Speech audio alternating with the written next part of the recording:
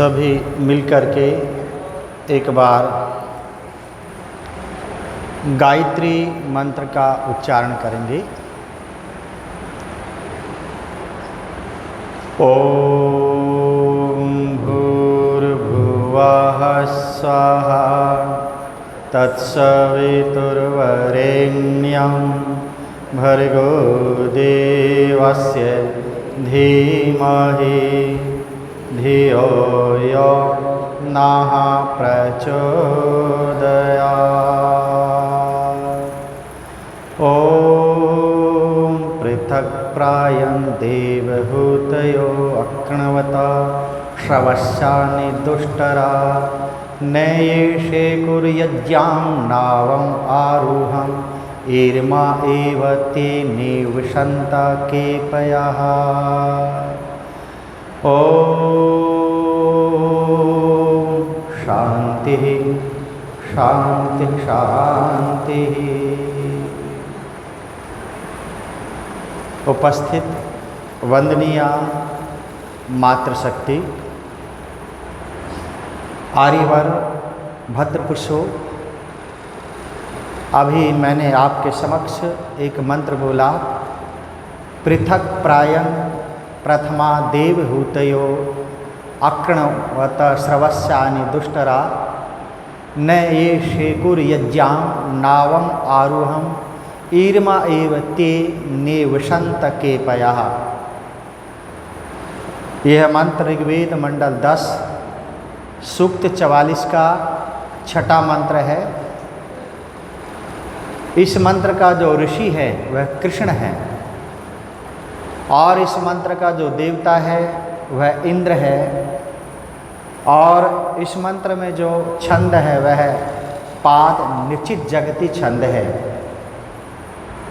माता और बहन भद्रपुरुषों, इस मंत्र में बताया गया है कि पृथक प्रायन प्रथमा देवहूतयो, जो महामानव दिव्य शक्तियों को अपने अंदर बुलाते हैं, आमंत्रित करते हैं, वे संसार से पृथक रास्ते से चलते हैं।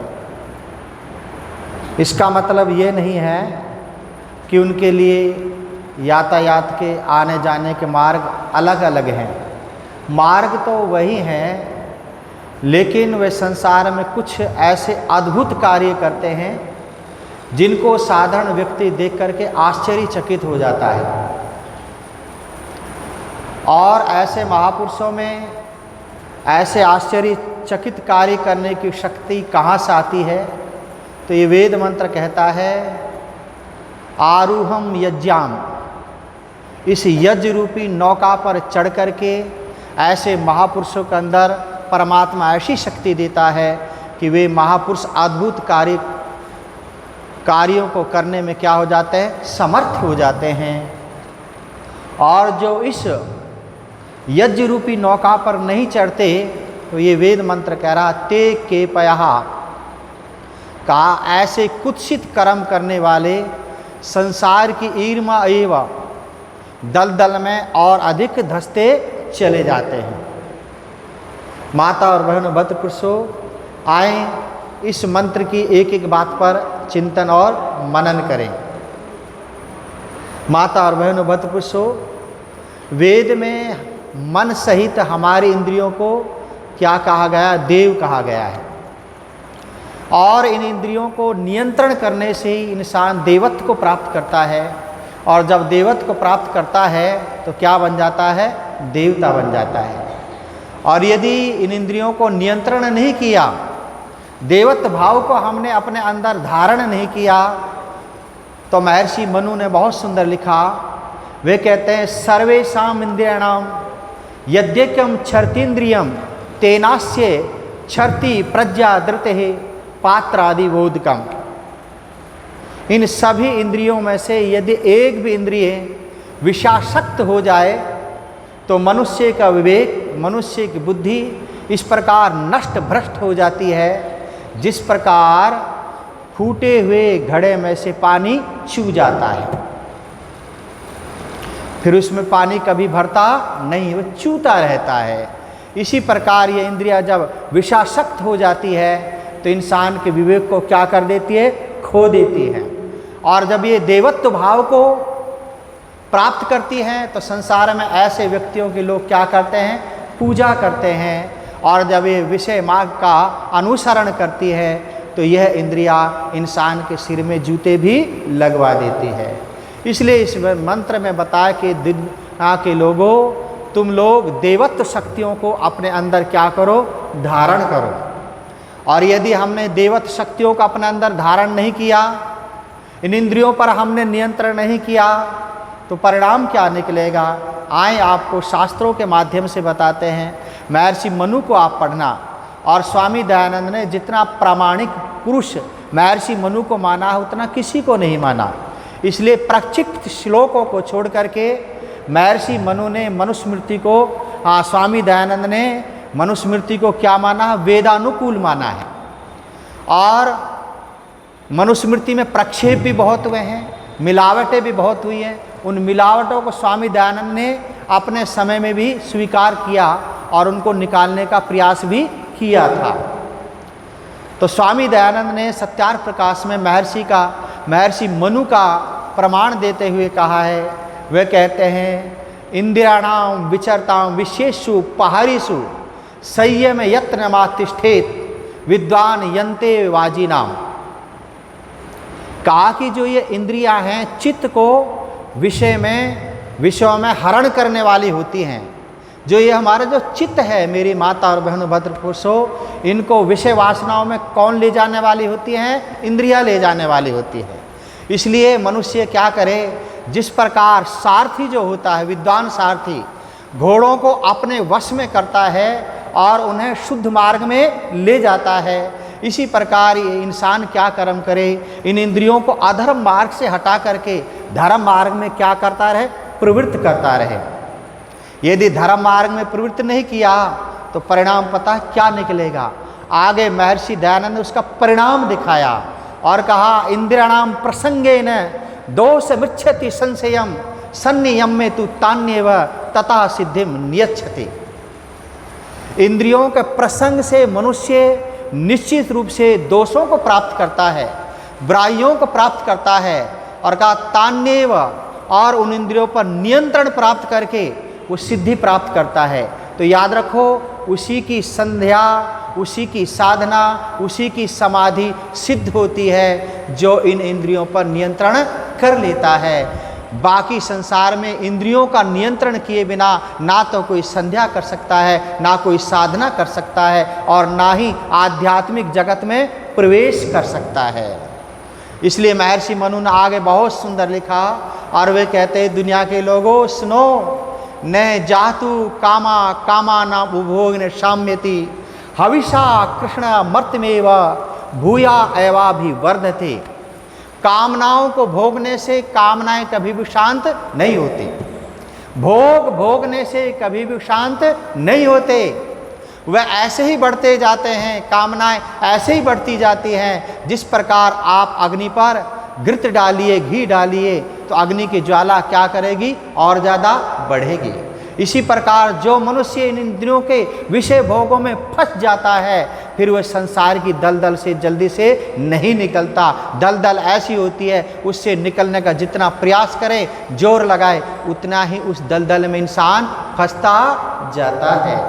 तो मेरी माता और बहन भद्र पुरुषों, इसलिए ऋषियों ने कहा, वेदास्त्यागाश्च यज्ञाश्च नियमाश्च तपांसी च न विप्र दुष्ट भावस्य सिद्धिम गच्छन्ति करहिचित। तो ऋषि दयानंद कहते हैं, जो अजितेंद्रिय पुरुष है उसको शास्त्रों में क्या कहा है, अजितेंद्रिय पुरुष को शास्त्रों में कहा विप्र दुष्ट। ठीक है जी, विप्र कहते हैं ब्राह्मण को, विप्र कहते हैं ज्ञानी को। यदि उन्होंने इंद्रियों पर नियंत्रण नहीं लाया तो वो ज्ञानी होकर भी क्या कहलाएगा, दुष्ट कहलाएगा। और ऐसा व्यक्ति का न वेद पढ़ना सार्थक है, ना तो वेद उसका सफल हो सकता है, और ना ही उसका त्याग सफल हो सकता है, ना ही उसका यज्ञ सफल हो सकता है, और ना ही उसकी कोई साधना सफल हो सकती है। सफल उसी की साधना होगी जो इन इंद्रियों को नियंत्रण में ले आएगा। तो इसलिए मैं आपको बता रहा था, संसार के जो महापुरुष होते हैं और जो दिव्य शक्तियों को अपने पास आमंत्रित करके जमा करते हैं, तो संसार में अलग राह से वो चलते हैं। इन विषय वासना वाली राह को क्या कर देते हैं, वो त्याग कर देते हैं। मेरी माता और बहन भक्त पुरुषों, आप स्वामी दयानंद के जीवन को देखो, संसार से बिल्कुल वो अलग चलते थे। उन्होंने इस मार्ग को अपनाया ही नहीं। कितने संपन्न परिवार में हुए, वो चाहते तो संसार के भोगों को बहुत अच्छी तरह भोग सकते थे। उनके पूर्व जन्म के कर्म इतने बढ़िया थे, भगवान ने संपन्न परिवार में उन्हें उत्पन्न किया, लेकिन वैराग्य उनका इतना तीव्र था, इतना उत्तम था, उन्हें ये संसार के वैभव अपने घर पर रोक नहीं सके। भर जवानी में स्वामी दयानंद ने अपने घर का क्या कर दिया, त्याग कर दिया। इन विषय वासनाओं को छोड़ दिया और फिर प्रचार क्षेत्र में उतरे। ब्रजानंद जी के पास गए, वेदों का प्रचार और प्रसार करते थे।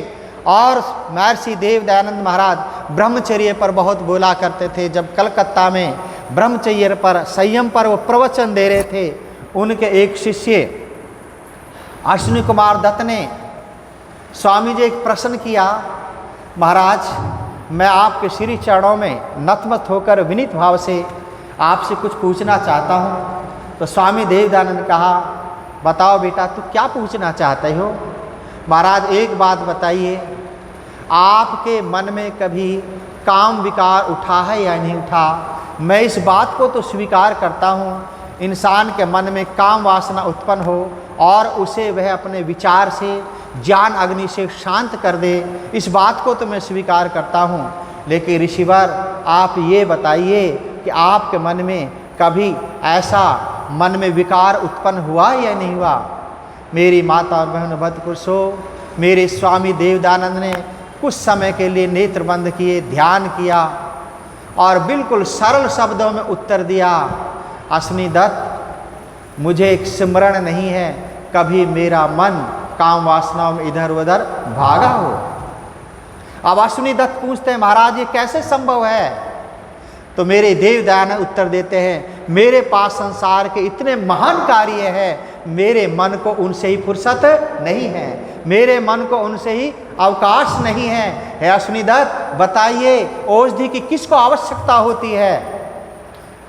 अश्विनी कुमार ने कहा, महाराज औषधि की तो बीमार व्यक्ति को आवश्यकता होती है। तो स्वामी दयानंद कहते हैं, मैं इन वासनाओं का मरीज हुई नहीं तो फिर मेरा मन इधर जा भी कैसे सकता है। इसलिए महाराज भर्तृहरि ने बहुत सुंदर लिखा और वे कहते हैं, दुनिया के लोगों सुनो, मत्तेभ कुंभ दल ने भविष्यन्ति शूरा केचित प्रचंड मृगराज वधे अपि दक्षा किंतु ब्रवीमि बुलनाम बलनाम पुरतः प्रसह्या कंदर्प दर्प दल ने विरला मनुष्या कंदर्प दर्प दल ने विरला मनुष्या। वे कहते हैं संसार में मदोन्मत्त हाथियों को वश में करने वाले वीर आपको मिल जाएंगे, शेरों को वश में करने वाले भी वीर आपको मिल जाएंगे। और महाराज भर्तृहरि डंके की चोट से कहते हैं, परंतु कामदेव पर विजय प्राप्त करने वाले इस संसार में विरले ही मिलेंगे और उन विरलों में भी कोई मेरे स्वामी देव दयानंद जैसा ही हो सकता है। मेरी माता और बहनों भद्र पुरुषों, उसके तप को डिगाने के लिए लोगों ने क्या कुछ नहीं किया। वैश्या को मथुरा में आभूषणों का प्रलोभन दिया गया, जा तू स्वामी दयानंद की तपस्या को भंग कर। सुंदर आभूषण धारण करके गई, धावनों की आभूषणों की खनखनाहट आई, ऋषि दयानंद की समाधि भंग हो गई। देखा एक मात्र शक्ति सामने खड़ी हुई है, आंखें बंद की और कहा, ए माँ मुझसे आपको क्या प्रयोजन है।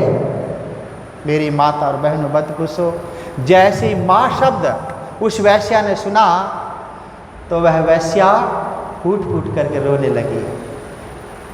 मैं आई थी पाप की पोट लिए, यस गंग में पोट पछार लियो। मैंने देखी चरित्र के साथ दया, ऋषि राज उठा पतिवार लियो। मैं आई थी डूबी डुबाने जिसे, उसी ने मुझे भव पार कियो, उसी ने मुझे भव पार कियो। मेरी माता और बहनों, वह फूट फूट कर रोने लगी, कहा कि संसार में एक ऐसी पवित्र आत्मा मैंने पहली बार देखा है जिसने मुझे माँ कहा है। उस वैश्या का जीवन भी क्या हो गया था मेरी माता और बहनों, पवित्र हो गया था।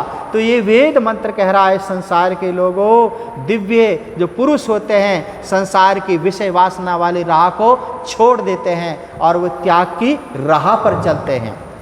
स्वामी दयानंद का जीवन हमारे सामने प्रत्यक्ष रूप में विद्यमान है। आप किसी को पढ़ो ना पढ़ो, लेकिन ऋषि दयानंद के जीवन चरित्र को एक बार जरूर पढ़िए। आपकी आत्मा के सारे कलमश धुल जाएंगे और आप कभी भी पाप कर्म करने में विवश नहीं होंगे। तो जब उनकी आपने जीवनी पढ़ ली, उनके साहित्य को पढ़ लिया, तो हर समय स्वामी दयानंद आपको आगे से आगे खड़े हुए मिलेंगे। वो आपके चिंतन में आएंगे, वो हर पल हर क्षण आपका क्या करेंगे, मार्गदर्शन करेंगे। यदि हम ऋषियों को पढ़ते रहेंगे तो हम बहुत ज़्यादा पाप कर्म करने से बच सकते हैं। इसलिए आज के इंसान को सही साहित्य पढ़ने को मिलता ही नहीं है, इसलिए उसके चिंतन क्षेत्र में कोई अच्छा कर्म रहा ही नहीं। उसे सारी दुनिया में बुरे ही इंसान दिखाई देते हैं। लेकिन याद रखो, संसार की ये नियम नहीं है। संसार का नियम यह है, सृष्टि के आदि से अब तक अच्छे इंसान भी थे और बुरे भी थे। कभी संख्या घट जाती है, कभी बढ़ जाती है अच्छे और बुरों की, कभी अच्छों की घट जाती है, कभी बुरों की बढ़ जाती है, कभी बुरों की संख्या घट जाती है, कभी अच्छों की बढ़ती रहती है। लेकिन संसार में अच्छाई और बुराई, सत्य और असत्य सदा से थे, सदा रहेंगे। ये परमपिता परमात्मा का क्या है, ये स्वाभाविक नियम है। तो मेरी माता और बहन बद खुश हो, तो मैं आपको बता रहा था, तो ऐसे वीरों में, ऐसे लोगों में ये शक्ति कहाँ से आती है? तो वेद मंत्र कहता है यज्जाम आरूहम, कहा कि यज्ञ रूपी नौका पर चढ़ने से आती है। और यज्ञ का मतलब होता है संसार के जितने भी त्याग के कर्म हैं, जितने भी श्रेष्ठ कर्म हैं, जिनको हमारी आत्मा चाहती है काम अच्छे हैं, परोपकार के हैं, वो सब किसके अंतर्गत आते हैं? वे सब कर्म यज्ञ के अंतर्गत आते हैं। अब आप हनुमान का भी यज्ञ देखिए, उन्होंने भी अपनी इंद्रियों से क्या किया था? यज्ञ किया था। उनका भी अपनी इंद्रियों पर मेरी माता और बहनों कितना बड़ा नियंत्रण था। आप महर्षि वाल्मीकि की रामायण को पढ़ करके देखिए, वहाँ पर एक प्रसंग आता है जिस समय हनुमान जी सीता माता जी का अन्वेषण कर रहे थे लंका में आधी रात को, और रावण के अनेक महलों में गए, अनेक सुंदरियों को वहाँ पर देखा, और सबसे ज़्यादा सीता का भ्रम उन्हें मंदोदरी के कक्ष में हुआ। ये सीता माता हो सकती हैं। लेकिन जब उन्होंने वहाँ पर भी सौंदर्य प्रसाधन के, श्रृंगार के साधन देखे, तो हनुमान के मन में भावना आई, सीता माता जी कभी भी राम के वियोग में किसी प्रकार का साज श्रृंगार नहीं कर सकती। हे हनुमान, ये भी सीता नहीं है। जब वे रावण के महलों से निकले तो मेरी माता और बहन भद्र कुशो, उनके मन में एक विचार आया और मन में वो सोचने लगे, और हनुमान के मन की बात को महर्षि वाल्मीकि ने अपने शब्दों में आबद्ध किया और बांधा। अब हनुमान मन में विचार रहे हैं, परदारा अवरोधस्य प्रसुप्तस्य निरीक्षणम इदम खलु ममात्यंतम धर्मलोपम करिष्यति।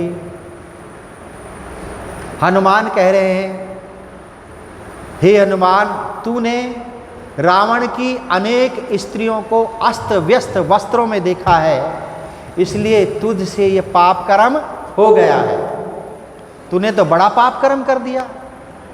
लेकिन इसके बाद थोड़ी देर के बाद हनुमान के मस्तिष्क में एक चिंतन आता है और कहा, कामम दृष्टा मया सर्वा विस्त्राण स्त्रयः नेमे मनसा किंचिद वैकल्पम उपपद्यते।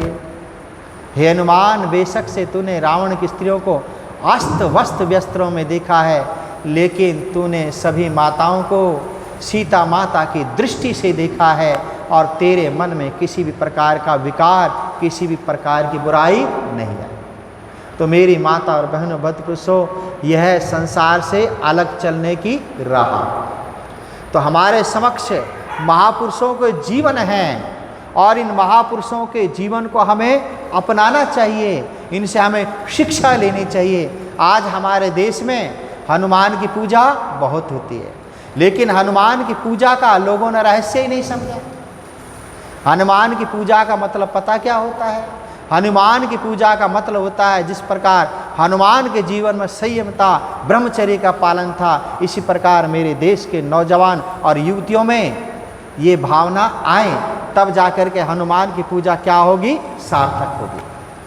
आज लोग उल्टी पूजाएं कर रहे हैं, ठीक है जी। एक व्यक्ति हनुमान की प्रतिमा के सामने खड़ा होकर के हनुमान जी से प्रार्थना कर रहा है, हे हनुमान जी मेरा विवाह करा दो।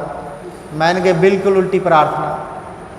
मैंने के विवाह कराना है तो राम के पास जा, राम ने अपना विवाह भी कराया था, तेरा भी करा देगा। यदि तेरी पत्नी खो गई है तो उसको ढूंढने का काम क्या करेंगे? हनुमान करेंगे। तो जिसके पास जो चीज़ है ही नहीं, लोग अज्ञानता के कारण, अविवेक के कारण क्या कर रहे हैं? उल्टी भक्ति कर रहे हैं। कर रहे कि नहीं कर रहे हैं?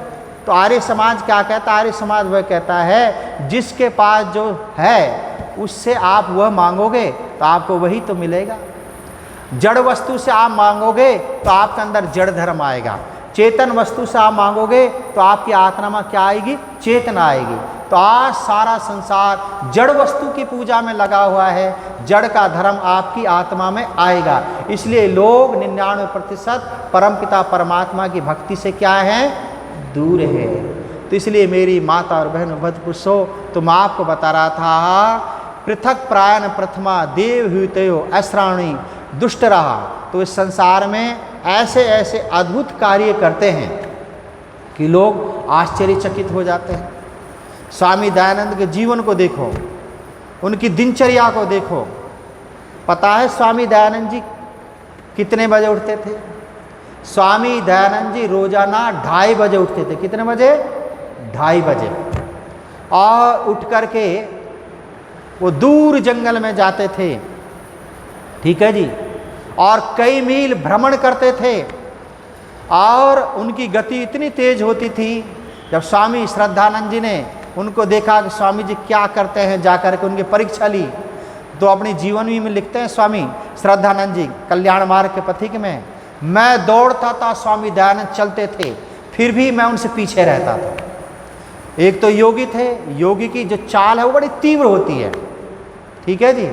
और विभूतिपाद में तो ऐसे ऐसे सूत्र आते हैं कि योगी की इतनी तीव्र चाल हो जाती है, न वो कांटों में फंसता है, न कीचड़ में धंसता है, ठीक है जी। बड़ी तीव्र गति से चलता है। वह अपने शरीर को चाहे तो सूक्ष्म कर सकता है, और वो चाहे तो अपने शरीर का विस्तार कर सकता है, ठीक है जी। और अपने शरीर में चाहे तो हाथी और वृषभ बैल जैसा वो बल ला सकता है। कासगंज में जब 2 सांड लड़ रहे थे, स्वामी देव दयानंद चला जा रहा था, सबने कहा स्वामी जी मारे जाओ। कहाँ जा रहे हो आप? बाबा सांड लड़ रहे हैं। स्वामी जी गए, दोनों लड़ते उस सांडों को छुड़ा दिया। एक दर्शन के विभूतिपाद माती सिद्धिया। तो योगी चाहे तो अपने शरीर में हाथी जैसा और वृषभ जैसा बल भी ला सकता है। तो मेरी माता और बहनों भद्रपुरुषों, स्वामी देव दयानंद महाराज 2:30 बजे उठते थे और कई मील की सैर किया करते थे, फिर समाधि लगाया करते थे।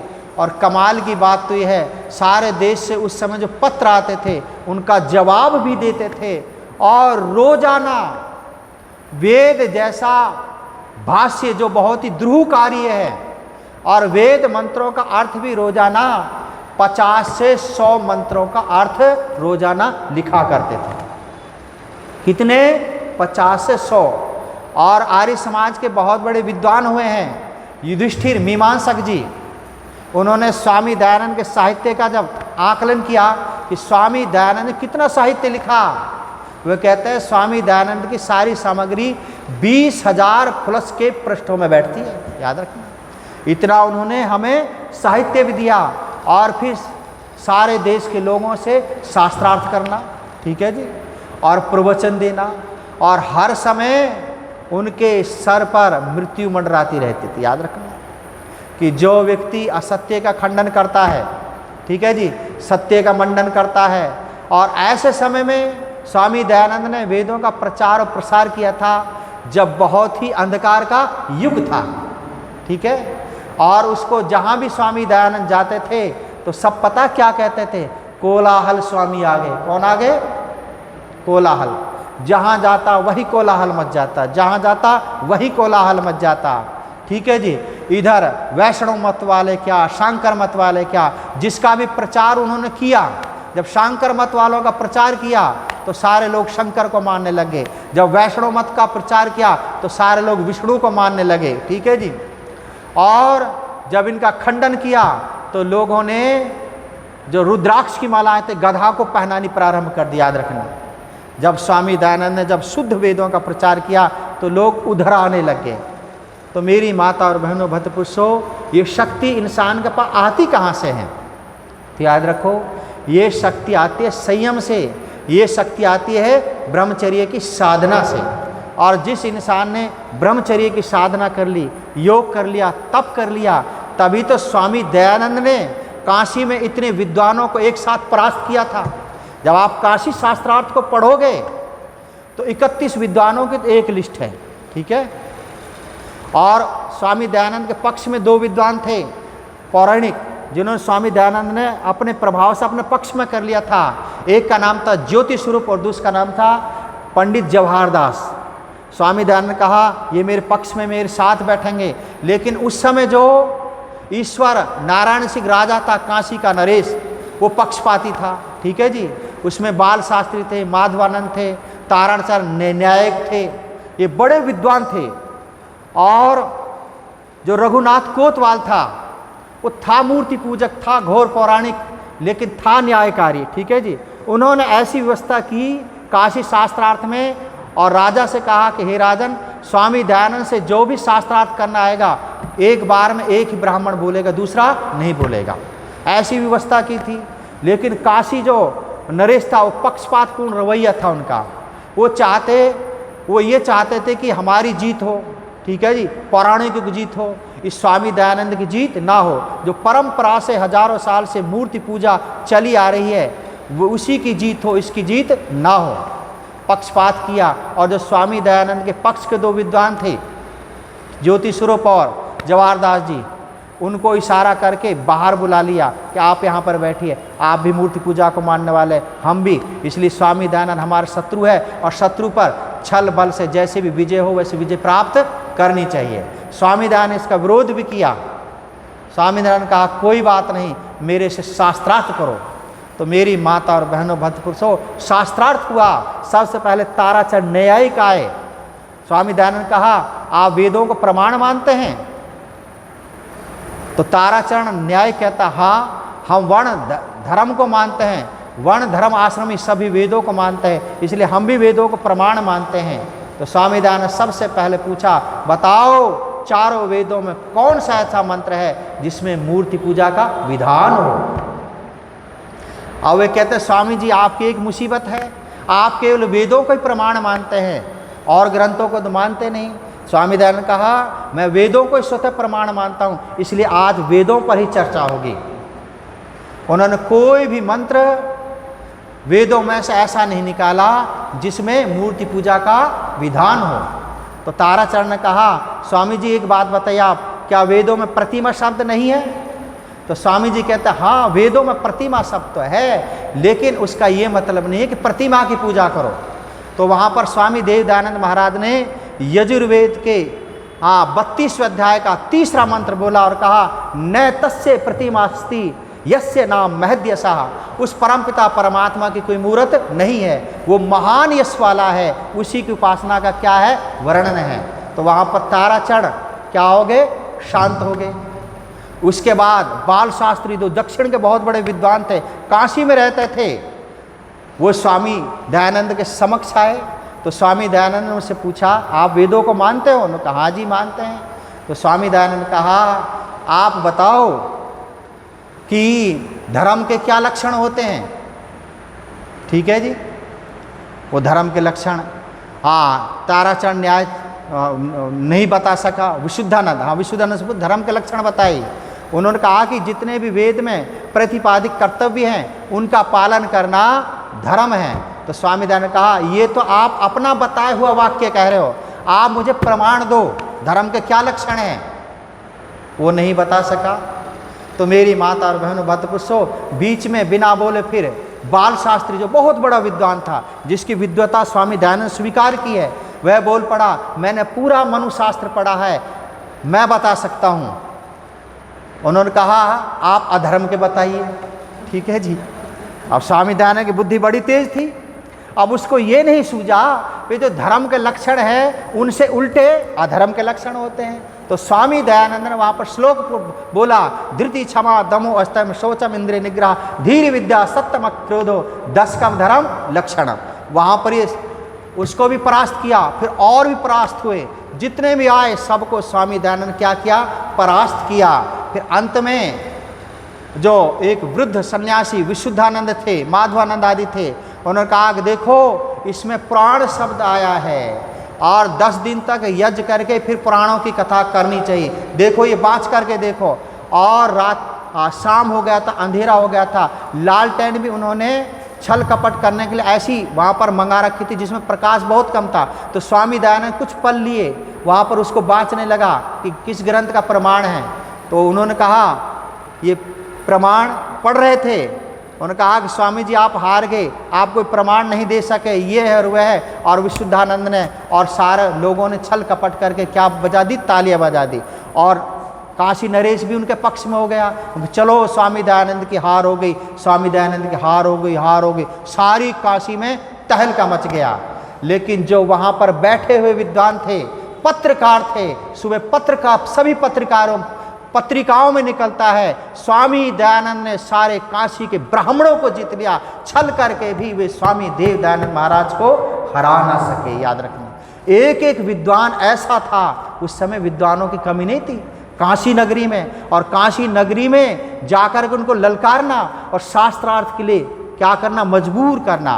तो स्वामी दयानंद का चिंतन था, यदि काशी नगरी सुधर जाए तो याद रखना देश सारा सुधर जाएगा, क्योंकि सारा पाखंड कहाँ से फैलता है, काशी नगरी से फैलता है। इसलिए मेरी माता और बहनों भक्तपुरुषों, ये शक्ति स्वामी दयानंद में कैसे आई?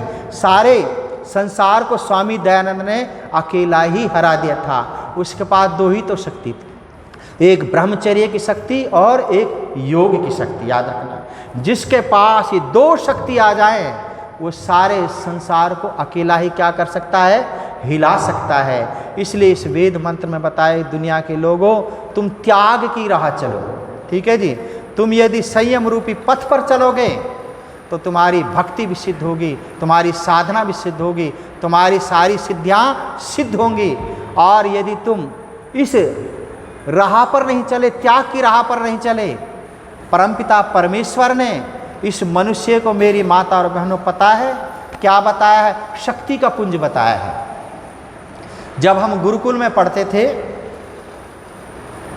गुरुकुल में स्वामी सर्वानंद जी महाराज, जिन्होंने दीनानगर में गुरुकुल खोला हुआ था, और वो आपको पता है कितनी साल जिए? 105वां जन्मदिन अपना मना कर गए थे संसार से। और एक शिवानंद जी, जिन्होंने मोदी ने जिनको अभी पुरस्कार से सम्मानित किया, पद्म श्री पुरस्कार से, 126 वर्ष के शिवानंद जी महाराज को, सफ़ेद कपड़े पहनते हैं, ठीक है जी, योग करते हैं, और अब भी उनमें फुर्ती कितनी है, जैसे 26 साल के नौजवान में। टीवी पे भी देखा आपने, जल्दी जल्दी सबको दंडवत प्रणाम कर रहे हैं।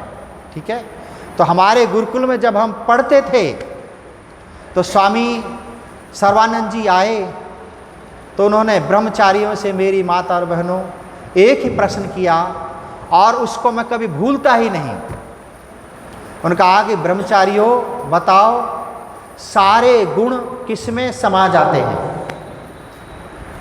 अब ब्रह्मचारियों ने जो महाराज भर्तृहरि का श्लोक पढ़ा था, सर्वे गुणा कांचनम आश्रयन्ते, सारे गुण सोने में अर्थात धन में समा जाते हैं, यही पढ़ा था और यही उत्तर दिया था। स्वामी जी कहते हैं बिल्कुल गलत। और उन्होंने कहा सर्वे गुणा ब्रह्मचर्यम आश्रयन्ते, सारे गुण तो ब्रह्मचर्य में समा जाते हैं। याद रखो, देखो उनका चिंतन, उनका मनन।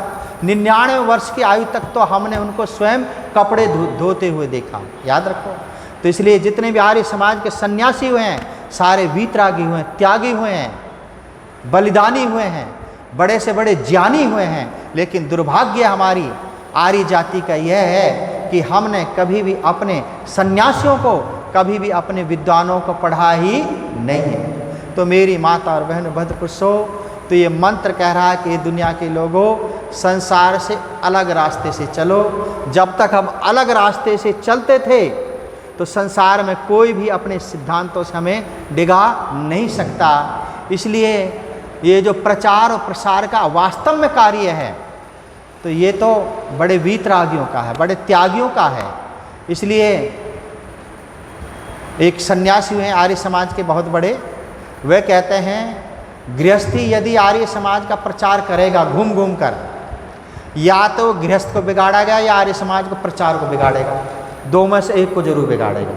हाँ, गृहस्थी केवल पुरोहित ही हो सकता है, ठीक है जी। पुरोहित गृहस्थी, जो पुरोहित है गृहस्थी, उसी को पुरोहित रखना चाहिए। स्वामी दयानंद साफ लिख दिया संस्कार विधि में, क्योंकि उसको और घरों में भी जाना होता है। इसलिए ना तो पुरोहिताई ब्रह्मचारी कर सकता है और ना ही सन्यासी कर सकता है, क्योंकि सन्यासी को तो कर्म कांड यज्ञ के लिए क्या है, बिल्कुल मना है। वो तो स्वयं चलती फुर्ती याग है, स्वयं चलता फुरता हवन कुंड है। श्रद्धा से लोग उसमें अपनी आहुति देते हैं, अपने प्रश्नों का क्या करते हैं, समाधान करते हैं।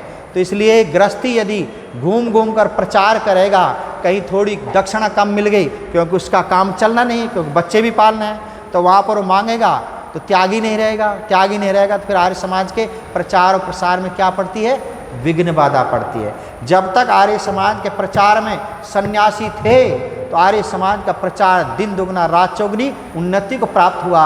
और जब से सन्यासी, विद्वान सन्यासी आर्य समाज में नहीं रहे, तब से आर्य समाज के प्रचार की गति बहुत रुक गई है। तो मेरी माता और बहनों भद्रपुरुषों, तो ये मैंने थोड़ी सी बात आपके समक्ष रखी। एक बात और आपको बता देते हैं, जो इस राह पर चलता है तो संसार में उसको हर जगह क्या मिलता, पूरा सम्मान मिलता है। सम्मान की बात आप पढ़ोगे तो सम्मान भी 5 तरह का होता है। कितने तरह का, देखो स्वामी दयानंद प्रमाण दिया वहाँ पर, वित्तम बंधुर वया कर्म विद्या, विद्या भवती पंचमी। और कहते हैं पहला जो सम्मान होता है मेरी माता और बहन भद्रपुरुषों, वे कहते हैं वित्तम, धन के कारण मिलता है, ठीक है जी। कोई दान देता है तो उसकी भूरी भूरी प्रशंसा मन से की जाती है, इसमें कोई बात बुरी बात नहीं है। और जो दूसरा सम्मान मिलता है वो मिलता है बंधु बांधवों के कारण।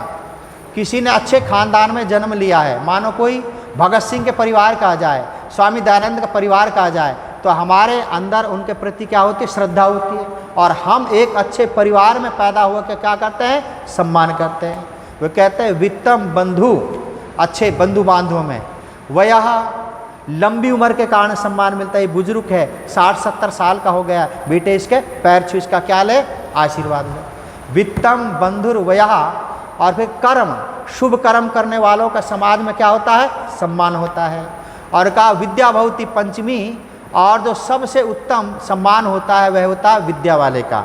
इसलिए ऋषिदान कहते हैं धन से अधिक जो सम्मान होता है वह होता है अच्छे कुल के कारण, और उससे भी ज़्यादा सम्मान माना गया लंबी उम्र के कारण। उससे भी जो बड़ा सम्मान माना गया है वह माना है शुभ कर्म करने वालों का, और सबसे बड़ा जो सम्मान माना गया है वह माना गया है विद्वानों का। इसलिए आचार्य चाणक्य कहते हैं विद्वत्वम च निरपत्वम च नैव तुल्यम कदाचना, स्वदेशे पूज्यते राजा विद्वान सर्वत्र पूज्यते।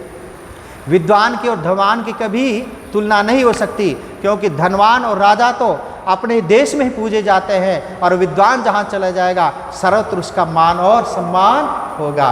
तो इसलिए मेरी माता और बहनों भद्रपुरुषों, एक दार्शनिक ने बहुत सुंदर लिखा, और वे कहते हैं कि जब संसार में इंसान कच्चे मकान, एक मंजिल के मकान में रहता था, तो उस समय के हिसाब से प्रत्येक इंसान के पास अपनी सुविधा के अनुसार हर एक के पास अपना अपना मकान होता था। लेकिन जैसे पक्के मकान बनने लगे और बिल्डिंग के ऊपर बिल्डिंग बनने लगी, 1935 और 36 में अमेरिका में न्यू एम्पायर बिल्डिंग बनी। वो कितनी मंजिल थी, 102 मंजिल। कब? 1935 और 36 में 102 मंजिल वो बन चुकी।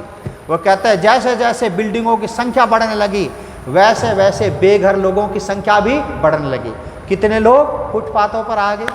और दूसरे नंबर पर वो कहते हैं जब एक किसान 2 बैल हल में लगा करके जोतता था या घोड़े लगा करके जोतता था या ऊँट लगा कर जोतता था और साल में 1 या 2 ही फसल लेता था तो उस समय के हिसाब से प्रत्येक मनुष्य को भरपेट भोजन मिलता था। जब से बैलों का स्थान ट्रैक्टर ने लिया है और उत्पादन असीम हो गया है तो संसार में भूखे लोगों के भी क्या बढ़ने लग गई, संख्या बढ़ने लग गई। और जब इंसान चरखे पर सूत काटता था, ठीक है जी, उस समय के हिसाब से प्रत्येक इंसान के पास अपनी आवश्यकता के अनुसार क्या होते थे, वस्त्र होते थे।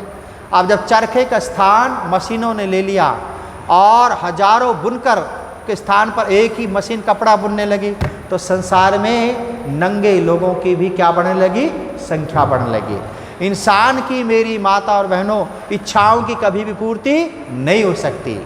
तो इच्छाएं अपार हैं, कभी भी इंसान इच्छाओं की पूर्ति कर ही नहीं सकता। जैसे जैसे इच्छाएं बढ़ेंगी वैसे वैसे इंसान का क्या बढ़ेगा, दुख भी बढ़ेगा। यही संसार में दुखों का कारण है। तो इस मंत्र में यही बताया है कि हमारे जीवन में क्या हो, त्याग हो, तप हो, साधना हो, तभी हम इस संसार में सच्चे सुख को प्राप्त कर सकते हैं। तो ये मैंने थोड़ी सी बात आपके समक्ष कही। ओम शम। कोई सूचना?